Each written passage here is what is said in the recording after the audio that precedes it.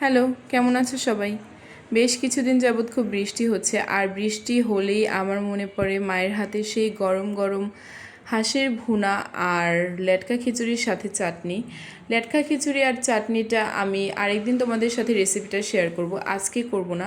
So আজকে আমি হাঁসের মাংসটা শেয়ার করব। প্রথমে হাঁসের মাংসটাকে ভালো করে ক্লিন করে এর মধ্যে আদা বাটা, রসুন বাটা, জিরে বাটা, হলুদ গুঁড়ো, মরিচ গুঁড়ো, লবণ আর তেল দিয়ে ভালো করে এটাকে মেখে নিয়ে আধা ঘন্টার মতো রেস্টে দিয়েছি। এরপর একটা পাত্রের মধ্যে পেঁয়াজ নিয়ে এটাকে সোনালি কালার করে ভেজে নিব। এরপর এর মধ্যে দিয়ে দিব ওই যে রেস্টে রেখেছিলাম মাংসটা, সেটা।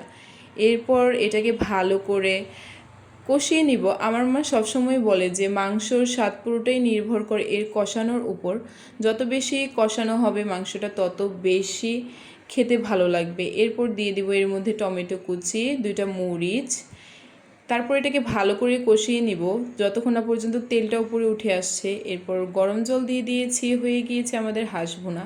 আর এই যে চাটনি করেছিলাম, খেতে দুর্দান্ত হয়েছিল, এতটা ভালো হয়েছিল আমি নিজের হাতকেই বিশ্বাস করতে পারতেছিলাম না। যাই হোক, অনেক প্রশংসা হয়েছে নিজের।